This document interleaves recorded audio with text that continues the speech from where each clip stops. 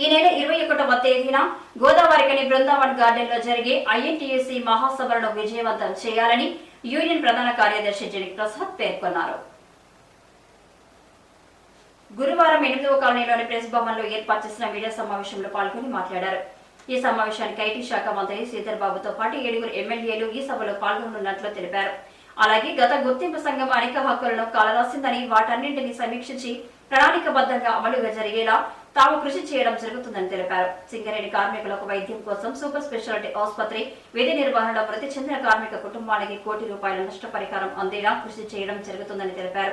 Congress party ఆధ్వర్యంలో నూతన గణనను తీర్చివచ్చేలా తమ అధినాయకత్వంతో ప్రభుత్వం దృష్టికి తీసుకువెళ్లి అమలు జరిగేలా కృషి చేయడం జరుగుతుందని తెలిపారు. అలాగే దిగిపోయిన కార్మికులకు పెన్షన్ శాతం పెంచేలా కృషి చేయడం జరుగుతుందని తెలిపారు. వివిధ సెక్షన్లలో పనిచేస్తున్న కాంట్రాక్టు కార్మికులకు చట్టపరమైన వేతనం అందేలా ఐఎన్టీయూసీ ప్రణాళికబద్ధంగా ముందుకు వెళ్లడం జరుగుతుందని తెలిపారు. 27వ తారీఖు ఆదివారం నాడు గోదావరి కనిలో బృందావన్ గార్డెన్స్ లో ఐఎన్టీయూసీకి సంబంధించినటువంటి 11 ఏరియాల డెలిగేట్ల మహాసభ జరుగుతుంది. ఉదయం 11 గంటలకు జరుగుతుంది. అది మా జాతీయ అధ్యక్షుడు డాక్టర్ సంజీవ్ రెడ్డి గారి అధ్యక్షుడు జరుగుతుంది. ఆ మహాసభలకి ముఖ్య అతిథిగా తెలంగాణ రాష్ట్ర ప్రభుత్వంలో ఐటీ పరిశ్రమలు శాసనసభ వ్యవహారాల మంత్రి శ్రీధర్ బాబు గారు ముఖ్య అతిథిగా హాజరవుతారు. అంతేకాకుండా పెద్దపల్లి పార్లమెంటు నియోజకవర్గంలో ఉన్నటువంటి 6 కాంగ్రెస్ ఎమ్మెల్యేలు మంత్రితో సహా 7 అతిథులుగా ఆహ్వానించడం జరుగుతుంది. ఇదే సందర్భంలో రేపు మే 13వ తారీఖు నాడు జరుగుతున్నటువంటి లోక్సభ ఎన్నికల్లో ఆల్ ఇండియా కాంగ్రెస్ కమిటీ నిర్ణయించిన కాంగ్రెస్ అభ్యర్థి గడ్డం వంశీ కృష్ణ గారిని కూడా పరిచయం చేయడం జరుగుతుంది. ఇక ప్రధానంగా సింగరేణి కాలేజీకి వచ్చినట్టయితే ఈ మహాసభలో మేము అసెంబ్లీ ఎన్నికలప్పుడు ఇచ్చిన వాగ్దానాలు కానీ సింగరేణి కాలనీస్ లో జరిగిన ఎన్నికల సందర్భంలో ఇచ్చిన వాగ్దానాలు కానీ రేపు లోక్సభ ఎన్నికల్లో ఇచ్చే వాగ్దానాల గురించి కానీ పూర్తి సమీక్ష జరుగుతుంది.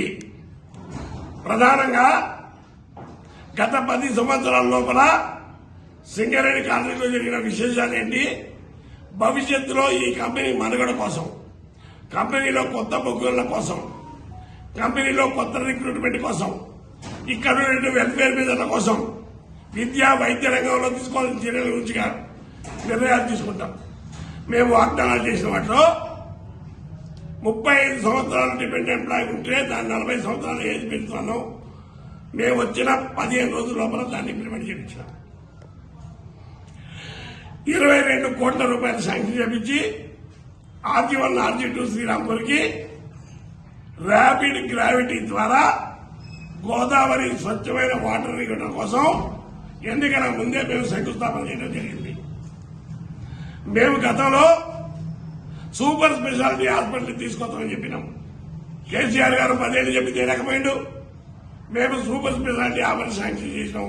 కన్స్ట్రక్షన్ మొదలైంది, స్టార్ట్ అవుతుంది. ఇవి కాకుండా కార్మికుల జేబులోంచి ₹1 ఖర్చు పెట్టకుండా ఏ కార్మికుడైనా యాక్సిడెంట్ లో చనిపోతే ₹1 ప్రీమియం కట్టకుండా ఇప్పించే అగ్రిమెంట్ చేయించినాం.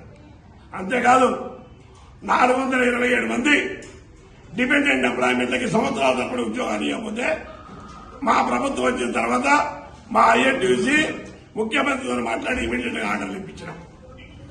127 మంది క్లర్కులు సెలెక్ట్ అయి ఉన్నప్పుడు ఆర్డర్ ఇచ్చినా కూడా ఇంప్లిమెంట్ కాకపోతే మా ఐఎన్టీయూసీ గవర్నమెంట్ ఇప్పించడం జరిగింది. ఈ కార్యక్రమంలో కొత్త సత్యనారాయణ రెడ్డి, అక్రమ్, శంకర్ నాయక్, వికాస్ కుమార్, సదానందం, కృష్ణ, పోచయ్య, ప్రభాకర్ రెడ్డి, దశరథం గౌడ్, కొంగర రవీందర్, రామకృష్ణ, వీన్ కుమార్, పరశురాం, అంజయ్య తదితరులు పాల్గొన్నారు.